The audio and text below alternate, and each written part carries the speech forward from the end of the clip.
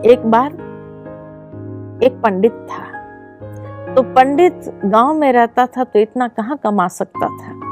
तो उसने सोचा शहर जाता हूँ, वहां अच्छी कमाई होगी। तो उसने अपनी पत्नी से कहा कुछ खाना बांध के दे दो, मैं जाता हूँ। उसने अपने टिफिन बॉक्स बांध करके दे दिया उसको और पंडित निकला शहर की ओर जाने के लिए। दिन चढ़ गया था, सोचा चलो थोड़ा खाना खा लेता हूँ और आराम कर लेता हूँ। तो एक वृक्ष के नीचे बैठा खाना खाने के लिए। उतने में ही वहां वृक्ष के ऊपर एक कौवा आकर बैठा होगा जिसके मुंह में गंदे कीड़े थे। और जैसे वो कौवा भी खाने लगा और पंडित सीधा नीचे बैठा हुआ था तो उसमें से एक दो कीड़े उसके खाने में गिर गए। अब खाने में गिर गए तो पंडित ने सोचा रे रे रे रे क्या हो गया। उसने सारा खाना फेंक दिया और अभी कहाँ, शहर इतना आगे है, कहाँ जाऊं।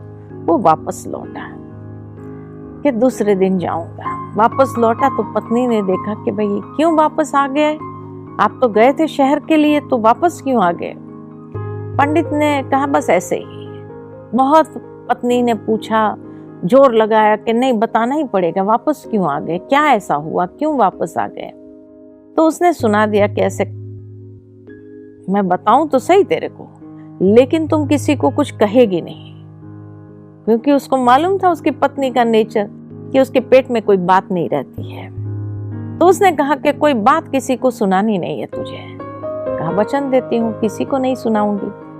और फिर उसने सुनाया कि भाई ऐसा कौवा कीड़े लेकर के बैठा था और कीड़ा खाने में पड़ गया, खाना फेंक देना पड़ा मुझे।